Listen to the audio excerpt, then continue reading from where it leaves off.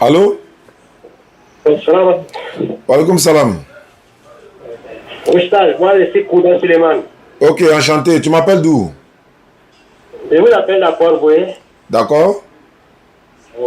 Ah, mon collègue pasteur là qui veut échanger avec vous. Depuis là, il est 6 mois. D'accord. Je voulais vous appeler, mais je n'ai pas eu le temps. D'accord, allons-y. Il faut me le passer. Ok, n'inquiète pas. Sois béni, mon frère. Oui, soyez béni, homme frère. Ça va bien? Alhamdulillah, ça va par la grâce d'Allah, ça va très bien. Quelles sont les nouvelles? Oh, les nouvelles sont très bonnes. D'accord. Je voulais savoir un certain nombre de choses. Ok. Voilà, concernant l'islam. D'accord. Voilà. Il y a un passage dans le Coran, voilà, qui dit que c'est un décret irrévocable de Allah. Je ne sais pas si tu te rappelles de ce passage-là, mais il dit c'est un décret irrévocable de Allah et que tous passeront par l'enfer et ils vont en ressortir, quelque chose comme ça. Et que voilà, c'est un décret irrévocable. Je veux savoir ce passage-là, ça est dans quelle sourate, et puis je veux l'explication, je ne comprends pas bien. D'accord. Alhamdulillah, Rabbil Alamin, wa salatu wa salam ala rasulillah wa ala alihi wa sahbihi ajma'in. Salam alaikum wa rahmatullah. Il m'a dit que vous êtes pasteur, c'est ça? Oui, oui. Ok, il n'y a pas de problème. Dans le Coran, c'est dans la sourate 19, la sourate de la maman de Jésus, la sourate qui porte la... 19? Non, 19. Oui. La sourate qui porte la sourate qui porte le nom de la mère de Jésus-Christ là. Oui. Bah, Jésus-Christ, sa maman a une sourate dans le Coran. Donc c'est la sourate 19, le verset 71 à 72. Et là-bas, voilà, 71, 72, là-bas, il ne s'agit pas des musulmans qui vont passer en enfer. Aucun musulman n'ira en enfer. Au contraire, le Coran dit, le Coran même est le seul livre qui garantit le salut des musulmans. Voilà. Maintenant, quand il est dit, il n'y a personne parmi vous qui ne passera pas par l'enfer, car il s'agit là pour ton Seigneur d'une sentence irrévocable. Maintenant, on a dit, il n'y a personne parmi vous. Vous qui? Tous les vous dans le Coran, il ne s'agit pas des musulmans. Allah dit dans le Coran, par exemple, dans la sourate 4, la sourate des femmes, verset 171, Allah il dit, ô gens du livre, et il précise chrétiens, tu vois, ô vous qui avez cru, il parle aussi des musulmans, ô vous les infidèles, ô vous les infidèles, le vous là, tout, il n'y a personne parmi vous. Maintenant, vous qui? Ce n'est pas des musulmans, on parle. Aucun musulman n'ira en enfer. Si tu es musulman, tu meurs musulman dans la voie d'Allah, tu vas tout droit au paradis. C'est ce que le Coran dit. Maintenant, de ce dont la sourate parle, c'est-à-dire que quoi? Il y a beaucoup de nos savants qui ont expliqué que le jour du jugement là, où tous les prophètes, les croyants, les mécréants, les anges, tout le monde, où on va se rassembler, le lieu de rassemblement là, il n'y a pas quelqu'un qui ne va pas passer par ce lieu-là, dans ce lieu-là. Il n'y a personne qui ne passera par là, qui ne passera pas par là, dans cet endroit-là. C'est le lieu de rassemblement. Maintenant, il y a des personnes qui disent non, il s'agit des musulmans, le Coran dit les musulmans vont en faire. Mais ils oublient que, c'est pour ça que dans la Bible, là, Dieu dit que lui va prendre le feu pour purifier les gens. Comment est-ce que vous expliquez ça? Il va faire quoi? Il va prendre le feu. Il va vous mettre dans le feu pour purifier. Il va mettre des personnes dans le feu pour les purifier, comme on purifie l'or. Et puis pour les rendre comme on rend plus l'argent. Ça est dans Zacharie. C'est quoi? Zacharie combien? Bon, je vais vérifier rapidement. Zacharie 13, non? Attends, 13, 7 en 9. Attends, je vais voir. Voilà, Zacharie 13, c'est pas Zacharie 9. Zacharie 13. Zacharie 13. Verset 7 à 9. Je répète ici. Zacharie 13, verset 7 à 9. épée, lève-toi, lève-toi sur mon pasteur. Tu es pasteur? Oui. Ok. Donc, Dieu dit ici, épée, lève-toi sur mon pasteur et sur l'homme qui est mon compagnon. Dit l'Éternel des armées, frappe le pasteur et que les brebis se dispersent. Et je tournerai ma main vers les faibles. Verset 8. Dans tout le pays, dit l'Éternel, les 2 tiers seront exterminés. Les 2 tiers seront exterminés, périront. Et l'autre tiers restera. Verset 9. Je mettrai ce tiers-là dans le feu et je le purifierai. Comme on purifie l'argent, je le prouverai comme on le prouve l'or. Il invoquera mon nom et je l'exaucerai. Je dirai, c'est mon peuple, et il dira, l'Éternel est mon Dieu. Mon Dieu. Comme Dieu va prendre une partie du peuple pour le mettre dans le feu, pour les purifier, comme on purifie l'argent et l'or, etc. Comment est-ce que Dieu prend le feu pour purifier l'homme? Donc c'est pour te dire que dans l'islam là, les savants nous disent également que l'Éternel Dieu peut mettre des personnes qui ont commis des péchés. Mais voilà pourquoi Dieu dit ici, il dit il va les purifier. Comment on peut purifier quelqu'un avec le feu? Comment? Voilà, ok. Comment on peut purifier avec le feu? Oui. Voilà. Bon, ça c'est une question que tu poses, toi, c'est ça? Je pose en même temps, c'est une question rhétorique, mais si vous avez la réponse, je vous écoute. Voilà, ok. En fait, le feu dont il parle ici, nous sommes dans l'Ancien Testament. Hein? Nous sommes dans l'Ancien Testament. On est dans la Bible. Le Seigneur parle à travers Zacharie. Et il dit, quand on sert Dieu, il y a ceux qui sont désignés comme pasteurs et qui font la volonté de Dieu. Et il y a ceux qui sont désignés comme pasteurs et qui ne font pas la volonté de Dieu. D'accord? Voilà. Donc, ceux qui ne font pas la volonté de Dieu vont périr. Mais ceux qui font la volonté de Dieu, il y a ce qu'on appelle l'avènement du feu de l'Éternel. Parce que l'Esprit Saint est un feu dévorant. L'Esprit Saint va venir, mais pas maintenant. Non. Et il y a un temps où l'Esprit Saint va venir. Non, moi je dis, c'est quel feu on prend pour purifier l'homme? Voilà ma question. C'est ce que je dis. Le feu qu'on prend pour purifier l'homme là, c'est pas le feu que tu vois ici, hein. C'est pas le feu de la GM. Mais ça, c'est quel feu ça? C'est pas le feu du chose. C'est le feu du Saint-Esprit. Mais c'est pas ce qui est écrit, hein? Mais justement, quand on parle de... C'est-à-dire, regardez, je t'explique, hein. Quand tu prends le français, il y a ce qu'on appelle le sens propre et le sens figuré, d'accord? On peut dire feu, d'accord? Quand on dit feu, c'est un feu, comment on appelle? Quelqu'un peut prendre littéralement le feu de cuisine, le feu de bois, n'est-ce pas? Le feu qu'on prend pour cuire, comment on appelle ça? La nourriture. Pourtant, ce feu, il est différent du feu de l'esprit. Pasteur, Dieu dit il va mettre les gens dans le feu pour les purifier. Toi tu dis non, c'est pas le feu, c'est pas vrai feu. Mais comment on purifie ici?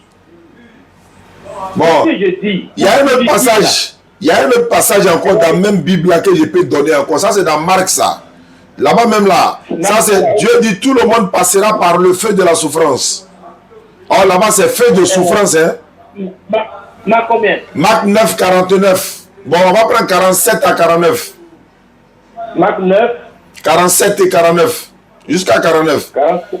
On dit ici, si ton œil est pour toi une occasion de chute, arrache-le. Mieux vaut pour toi entrer dans le royaume de Dieu n'ayant qu'un œil que d'avoir 2 yeux et d'être jeté dans la géhenne. Ça, la géhenne, là, c'est le vrai feu, hein. Ça, c'est l'enfer, hein. Ça, c'est l'enfer. Bon, on continue. Où le vin ne met point, où le feu ne s'éteint point, car tout le monde passera par le feu de la souffrance et recevra du sel pour devenir pur. Oui. Maintenant, c'est quel feu? Et puis on dit tout le monde passera par le feu là. Tout le monde là, c'est les chrétiens ou c'est les musulmans? Bon, écoute-moi très bien. Pasteur, je te écoute. Posé une très bonne question. Oui. Attends. Ça paraît deux choses. On dit si ton œil est pour toi une occasion de chute, arrache-le. Mieux vaut pour toi entrer dans le royaume de Dieu n'ayant qu'un œil que d'avoir les deux yeux et être jeté dans le feu de l'enfer, dans la géhenne. C'est ça, non? Oui. C'est ce qui est écrit. Oui. Voilà. Ok, qu'est-ce que ça veut dire? Ça veut dire quoi? Ça veut dire que il y a des éléments. Si tu t'attaches à ces éléments, tu vas rentrer en enfer.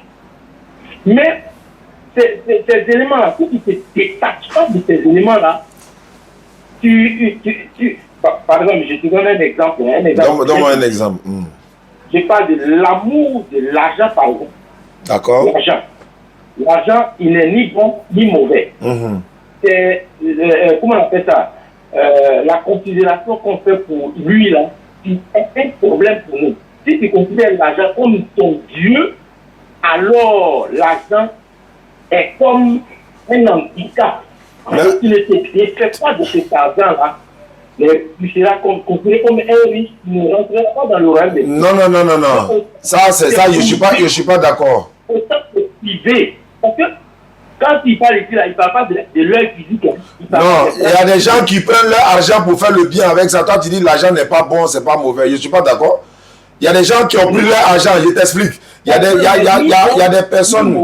Non, elle est bonne. Elle n'est pas mauvaise. C'est de la manière que tu l'utilises là qu'elle devient mauvaise.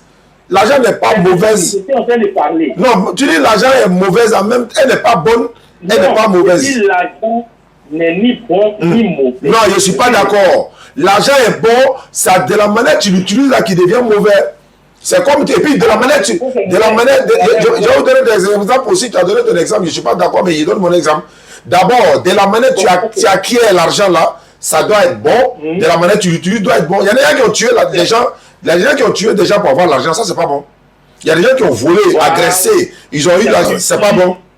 Il vient. Oh, moi je prends un exemple.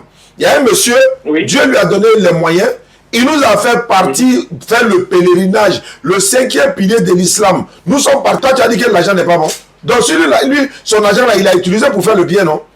Il y a quelqu'un qui nous a donné une voiture pour prêcher l'islam. Tu dis l'argent n'est pas bon, mais il a l'argent, il nous a donné une voiture pour prêcher l'islam. Il y a quelqu'un qui a payé terrain pour nous. Il vient. Il a payé terrain pour nous. On est qu'à construire. Il vient ça. Tu dis l'argent n'est ni bon ni mauvais. L'argent est bon. Ça dépend de comment on l'utilise là qui est mauvais. Et puis ça dépend de comment on l'obtient qui est mauvais. Quand on vient donner 10 à l'église là, elle c'est mauvais. Quand on fait offrande là, c'est mauvais. Tu es pasteur, faut pas dire ça. Non, je le répète. L'argent n'est ni bon ni mauvais. Pourquoi? Alors étape par étape, il faut dire d'abord pourquoi c'est pas bon.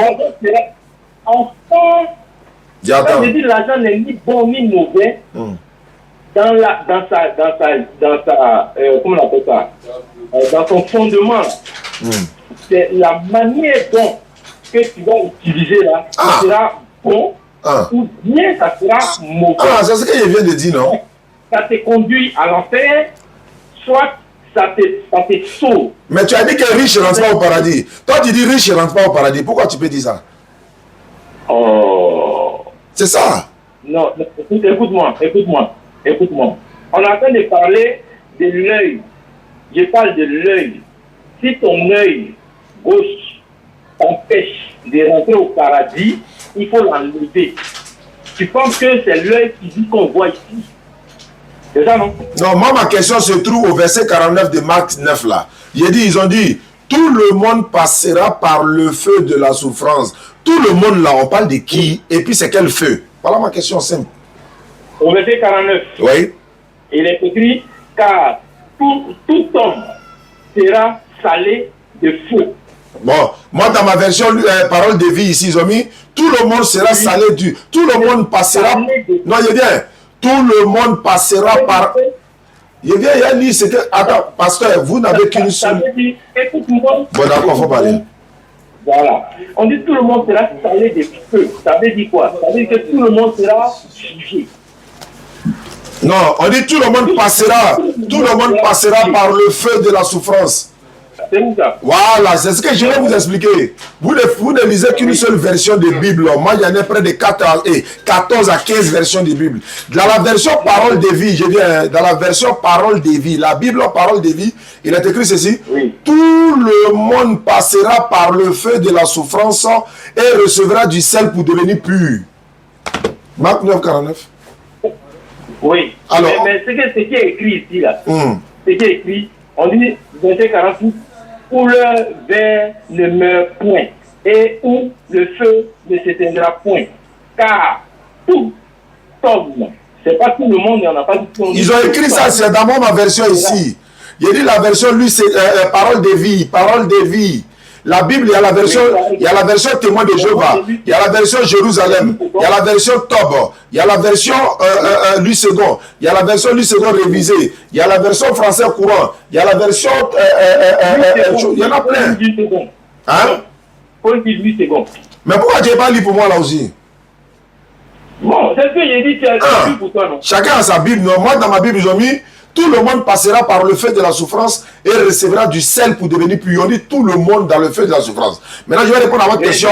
Dans le Coran, le feu de la souffrance. C'est ce qui est écrit chez moi. C'est ce qui est écrit dans le vous d'abord, si tu as une Bible là-bas, là, la Bible parole de vie. Pasteur, si tu as la Bible version parole de vie, il faut prendre pour vérifier. Maintenant, c'est pour te dire quoi? Dans le Coran, là, aucun musulman n'ira en enfer. Dans le Coran, c'est le seul livre où c'est écrit que quand tu es musulman, tu rentres au paradis, noir sur blanc. Alors que dans la Bible, c'est pas écrit nulle part. Sourate 43, verset 68 à 70. Vous avez le Coran? Sourate 43. 43, verset 68 à 70. Si vous trouvez l'équivalent de ça là dans votre Bible, c'est que l'islam là, c'est que vraiment, vous n'allez jamais trouver l'équivalent de ça dans la Bible. Où ils ont écrit que chrétien rentre au paradis, ça n'existe pas. On dit chrétien rentre au paradis, ça n'existe pas. Non, ça n'existe pas. Moi, bon, je ne veux pas aller. Non, tu es pasteur, tu ne peux pas trouver ça, pasteur, tu ne peux pas trouver. Il faut laisser. Moi, te dis que. Sourate 43. Attends, je vais lire pour moi là. Vas-y. Sourate 43, 68. Oui. Oh, mes serviteurs, vous ne devez avoir aucune crainte aujourd'hui. Vous ne serez point affligés. Ceux qui croient en nos signes, et puis ils sont musulmans, entrez au paradis, vous et vos épouses, vous y serez fêtés. Ceux qui croiront en nos signes, ceux qui croient en nos signes, et puis de plus, ils sont musulmans. Ils ne savaient pas de croire au signe de l'éternel Dieu, Allah. Il faut être musulman aussi. Voilà pourquoi le mot est écrit noir sur blanc. Et ils sont musulmans, entrez au paradis, vous et vos épouses, vous y serez fêtés. Il faut montrer l'équivalent de ça dans la Bible où on dit ceux qui sont chrétiens peuvent rentrer au paradis. Ou encore où c'est écrit chrétien va rentrer au paradis. Je veux voir, pasteur, s'il vous plaît. Non, écoute-moi. Nous, il est tellement. Prends par exemple Jean 3, 16. Parce que nous, on appelle le Christ est venu là. Il n'est pas venu pour les chrétiens seulement. C'est ce que tu dois savoir. Il est venu seulement. Il est venu. Seulement c'est pour les enfants d'Israël. Christ, il s'adresse à tout le monde. Non, Christ s'adresse aux enfants d'Israël seulement, selon la Bible. Non, c'est pas vrai. Il y a la Bible devant moi, non? Il dit, je n'ai été envoyé uniquement qu'aux enfants d'Israël. Non, ça c'est une mauvaise interprétation. C'est pas interprétation, c'est écrit. Matthieu 15, 24. Ouvrez la Bible, s'il vous plaît. Matthieu 15, 24, pasteur. C'est moi qui te dis que Christ est venu pour tout le monde. Moi, il dit, Christ lui-même, il dit qu'il est venu seulement pour les enfants. Entre toi et puis Christ, on prend pour qui? Non, c'est pas que entre moi et Christ. Moi, je ne suis rien. Mais Christ, mais pourquoi tu rejettes la parole de Christ alors? Attends. J'attends. Christ, Jésus là. quand il est venu, voilà, il s'est adressé au peuple d'Israël. D'accord? Il est venu seulement pour eux, c'est ce qu'il a dit. Il s'est adressé au peuple d'Israël. C'est ce qu'il a dit. Et il a formé le peuple d'Israël afin que ce peuple-là puisse continuer l'œuvre que lui-même il a bâti. Non, c'est pas ce qu'il a dit. Quand toi, tu es élu dans un endroit comme président, quand tu viens, tu formes un gouvernement. D'accord? Tu ne vas pas prendre le gouvernement, pendant que tu es en Côte d'Ivoire, tu ne vas pas aller chercher les gens d'ailleurs. Tu as une mission. Mais c'est ce qu'il a dit. La mission, la mission, c'est de sauver l'humanité. Non, c'est Israël seulement. C'est Israël seulement. Attends, je vais lire. Parce qu'il y a l'impression que vous êtes pasteur, mais vous ne lisez pas la Bible, on dirait. Je prends les versets ici. Attends, je vais lire. Non. Attends. Prends Jean 3,16. Bon, Jean 3,16. Car Dieu a tant aimé le monde, qu'il a donné son Fils unique, afin que quiconque croit en lui ne périsse pas, mais ait la vie éternelle. Oui. Est-ce qu'ils ont dit chrétien? Ici, là. Attends, est-ce qu'ils ont dit chrétien, pasteur? Pardon? Est-ce qu'ils ont dit chrétien? Mais on dit quiconque. Ouais. C'est-à-dire, on s'adresse à tout le monde. Non, quiconque parmi qui? Quiconque parmi qui? Quiconque, c'est-à-dire que dans le monde entier. Non. Lui qui croit au Seigneur Jésus. Bon, d'accord. Bon, je vais lire maintenant.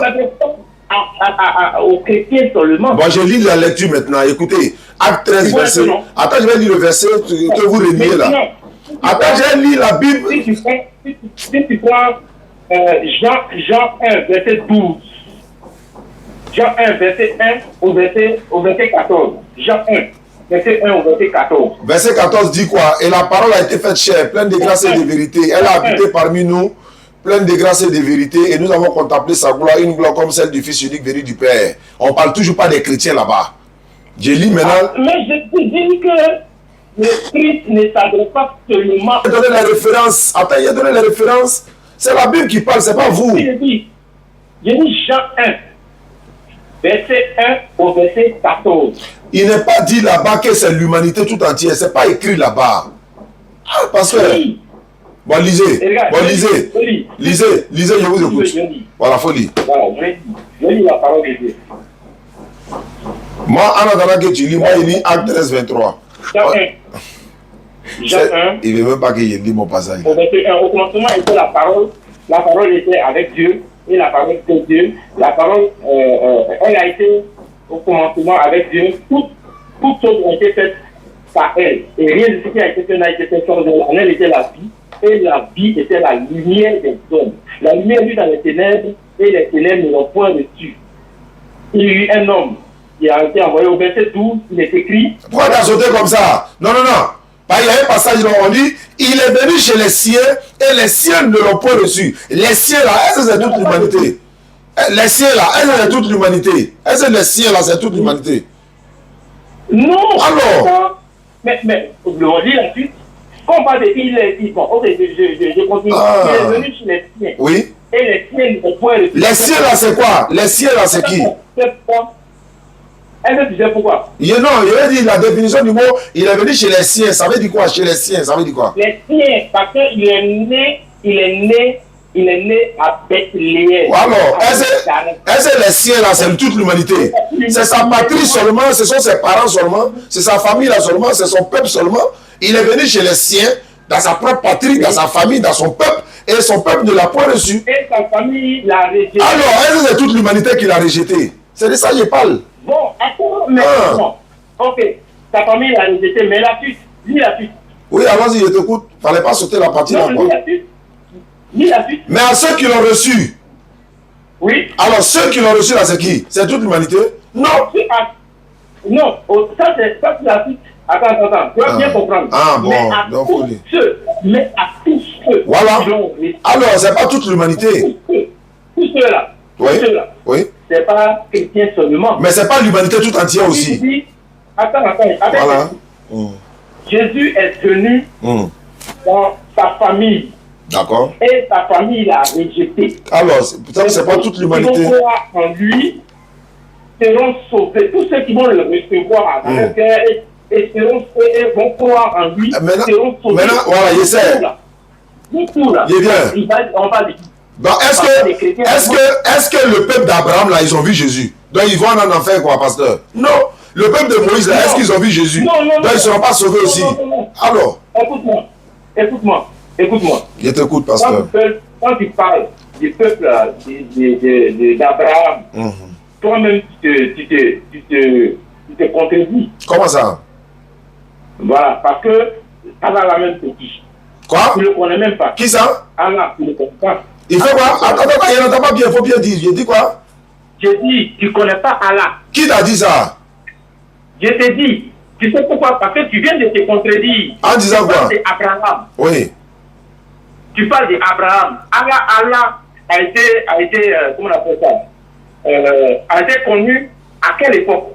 Ça, c'est une autre question, tu rentres dedans. Tu dis, Allah a fait quoi? Tu as dit ça, le Coran t'attrape tout de suite. Je ne connais pas Allah. Bon, il y a de dire maintenant, il y a de montrer Allah maintenant dans le Coran. Il ne le connaît pas comment? Non, écoute-moi.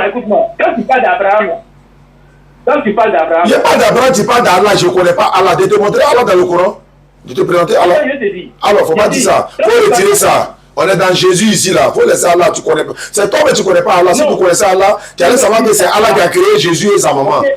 Comment tu veux dire qu'on ne connaît pas Allah? Son origine, tu vas taper ta tête. Si tu donnes son origine, il faut donner la preuve. Le texte, on va vérifier. Je vais te donner les preuves dans le Coran. Il faut donner la preuve. Donne. Ok, reste tranquille. Je vais te dire, quand tu parles d'Abraham... Non, donne Allah d'abord dans le Coran. Il faut donner d'abord, avant qu'on va aller chez Abraham. Tu parles d'Abraham? Non, tu as dit Allah. Moi, je ne parle pas d'Abraham, tu as parlé d'Allah. Il faut montrer Allah où il a attrapé ma tête là. Je suis prêt. Le Coran est là, je suis prêt. Si tu parles d'Abraham, il ne faut pas parler d'Abraham parce que tu as eu la chance. Je ne connais pas Abraham comment? Très bien. Je viens parce que Allah n'a été connu que 6 siècles après Jésus. Il faut donner la preuve. C'est tout ce que je demande. Le Coran est descendu quand? C'est pas mon problème, pasteur. Donne la preuve de ce que tu dis là. Non, le Coran est descendu quand?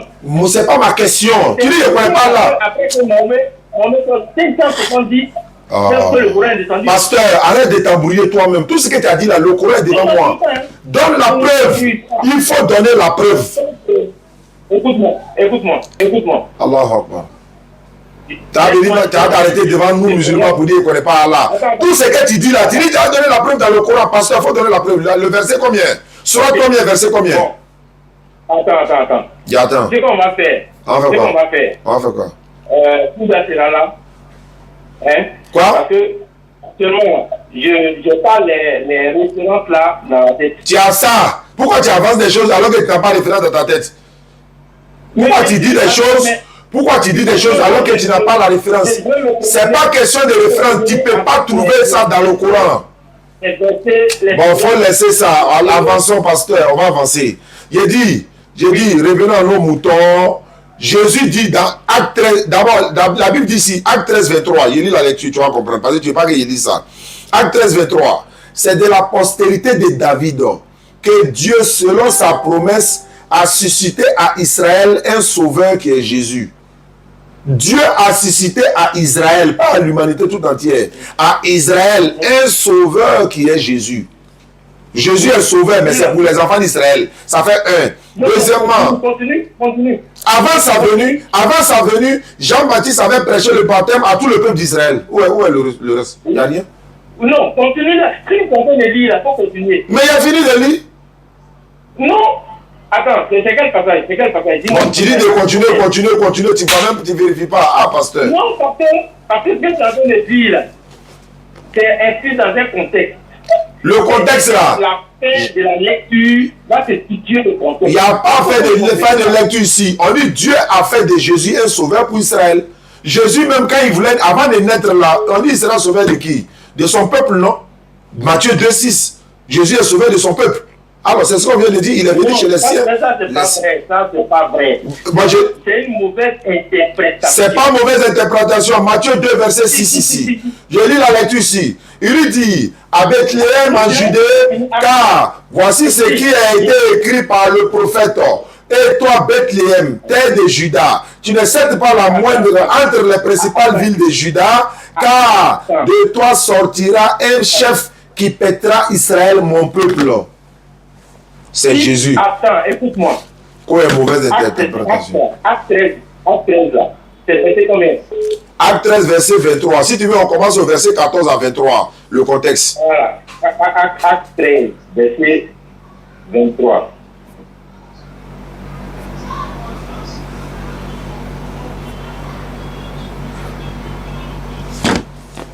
Ah, pasteur, tu es rentré dans le courant, tu as fui en même temps que tu es sorti. Moi, il t'attendait là-bas. Non, il te dit que tu ne maîtrises pas le courant. Maintenant, comment? Je te dis tout de suite.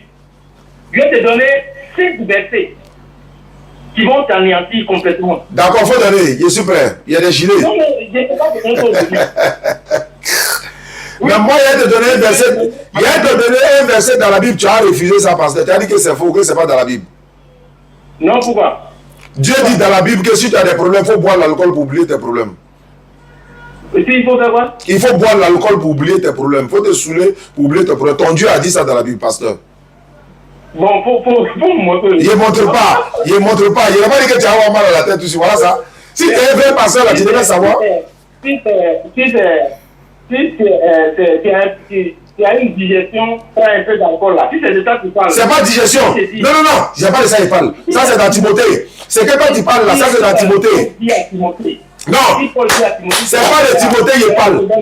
1 Timothée 5, 28 là, c'est pas de ça, je parle. On dit de prendre un peu de bois. C'est pas de ça, je parle. C'est pas de ça, je parle. L'alcool là. Je te dis. Si tu. Est-ce que tu sais qu'un chrétien peut prendre le vin? Ton Dieu dit si tu as des problèmes, il faut te saouler. Il dit ton Dieu. Non, non, non, pasteur. Ton Dieu dit si tu as des problèmes, va te saouler. C'est ce qu'il te dit. Il n'y a pas pour Timothée là. Hein? C'est pas pour Timothée là. Si tu es un vrai pasteur, tu dois reconnaître ça. Dieu dit, donnez des liqueurs fortes à celui qui périt, du vin à celui qui a l'amertume dans l'âme, qu'il boive et qu'il oublie ses problèmes, qu'il ne se souvienne plus de sa peine. Mais c'est ce que je suis en train de te dire. Mais pourquoi ton Dieu peut dire de boire pour oublier ses problèmes? Comment ton Dieu peut dire de boire pour oublier ses problèmes?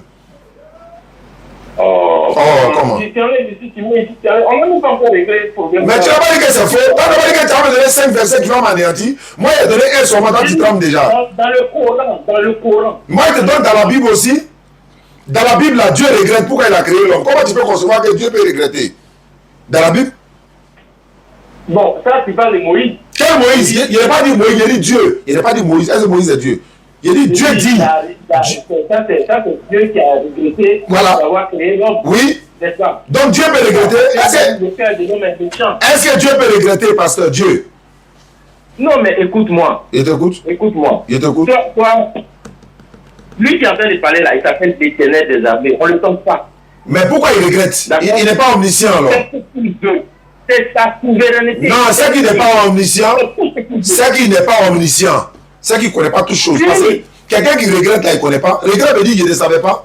Regrette là, il ne savait pas. Il regrette. Non, qu'est-ce que tu veux dire par là? Il veut dire que ton Dieu n'est pas un vrai Dieu parce qu'il regrette et il oublie tout ça là. Et puis il dit, Noé va vivre. Noé, il dit la vie de l'homme ne sera que de 120 ans. Noé a vécu 950 ans. C'est quel Dieu ça? Lui, il n'a pas dit que la vie de l'homme ne sera que de 120 ans. Mais Noé a dépassé ce que toi-même ton Dieu a dit. Noé a vécu 950 ans. Mais Dieu dit... À quel moment il a dit ça? Il a dit ça dans la Bible. Est-ce à quel moment? Donc il y a un moment, il se trompe. Il y a un moment, il rattrape quoi? C'est à quel moment il a dit? Il a dit ça dans la Bible.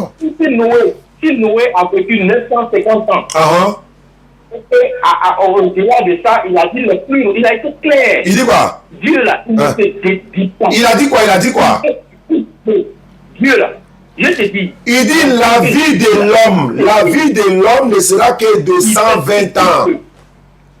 Car ça veut dire quoi? La vie de l'homme ne sera que de 120 ans. Ça veut dire quoi? Ça veut dire qu'il ne va pas au-delà. Mais Noé a dépassé ce que Dieu même a prévu. Comment lui peut être omniscient? Et puis il regrette. Et puis tu admets que pasteur, tu admets que Dieu regrette. Il ne faut pas dire ça, pasteur. Tu peux dire ça à l'église devant les gens. Non, laisse-moi te dire que. Écoute-moi. Alors, on a que tu as donné 5 versets pour m'anéantir là. On va voir. Quand il y a donné 5 versets. Hein? Tu es un imam, non? Non, je ne suis pas imam. Je n'ai pas la capacité d'être imam. Je suis oustaz. Je suis oustaz, voilà. C'est oustaz. On va te limiter à oustaz. Voilà. Mais je vais revenir avec 5 versets que je vais te donner et puis tu vas me donner l'explication. Si tu veux là. Quand on veut définir quelque chose, on va en profondeur. On est en profondeur. Moi, je te dis, ton Allah que tu pries là, ton Allah que tu pries là, je vais te donner la nature de Allah. Je t'écoute, faut donner. Avec les versets. Faut donner. Je vais te donner ça. Je ne peux pas te donner ça aujourd'hui. Demain, je vais te donner ça. Demain, non? Bon, c'est quoi on fait là? Demain, je t'appelle. Non. Demain, je t'appelle. Ça ne sera plus appel. Il y a me déplacer pour venir à Pont-Bouy là-bas, si tu es d'accord. Il n'y a même pas de problème. Voilà. Donc le frère musulman qui est à côté de toi, là, il va m'envoyer ton numéro. Comment vous appelez? Jonas. Pasteur Jonas. Jonas, il y a de donner le miracle, il y a de montrer le miracle de Jonas dans la Bible. Hein. Par Jonas, ça. Jésus dit son miracle sera comme Jonas, alors que Jésus n'est pas mort. Il dit quoi? Il dit son miracle sera comme Jonas. Comme tu t'appelles Jonas là. Jonas avait 3 jours et 3 nuits. Jonas avait 3 jours et 3 nuits dans le ventre du poisson. Est-ce que tu sais ce que ça veut dire? Ça veut dire que Jésus n'est pas mort et ressuscité. Ah bon? Ah, il y a de montrer ça. T'as me donné 5 versets, non? Il y a de montrer dans la Bible que Jésus n'a jamais été tué ni crucifié. Jésus, non? Oui, il n'a jamais été tué ni crucifié. D'accord. Ok. Donc demain on se voit. Dis-moi sur quel thème tu veux qu'on parle. Sur quoi? Quel est le thème que tu souhaites qu'on en aborde? Non. Moi, je vais te dire tout simplement que le Dieu que tu pries là n'est pas le Dieu créateur. Bon, moi aussi, mais attends, si c'est pas lui qui est le Dieu créateur il s'appelle comment selon toi? Le Dieu que tu pries là. Non, c'est pas le Dieu créateur. Ouais, pour moi, là, n'est pas le créateur, non, d'accord. Tu dis pour moi, n'est pas le créateur. C'est qui le créateur des cieux et de la terre? Il s'appelle comment? Qui ça? Le Dieu créateur s'appelle comment? Si pour moi, là, n'est pas le créateur il s'appelle comment? Il s'appelle comment? Il s'appelle Christ. Il s'appelle comment? Christ. Il s'appelle Christ. Oui, oui. D'accord? Donc, c'est sur ce thème-là on va parler alors. Ok. Donc, le Dieu créateur, il s'appelle Christ. Il n'est pas Allah, mais c'est Christ. C'est Christ, mais je sais pas. J'espère que c'est pas l'enfant que Marie a accouché, le prophète là. Hein? C'est pas lui, hein? Non, mais qui ça? C'est pas Jésus-Christ, hein? C'est Jésus-Christ. Eh, tiens! Je vais te dire. Parce que si tu ne comprends pas, je vais te montrer. Parce que tu vas voir tes preuves, non? Il n'y a pas de problème. Comme tu as dit, comme tu insistes, je voulais t'arranger, mais bon, comme tu insistes, il n'y a pas de problème. Donc j'attends ton appel ou bien je viens. Non, tu peux venir. On t'appelle et puis tu viens, on te donne rendez-vous et puis tu viens. Merci beaucoup, pasteur Jonas. Oui. Merci beaucoup, mon frère. Merci.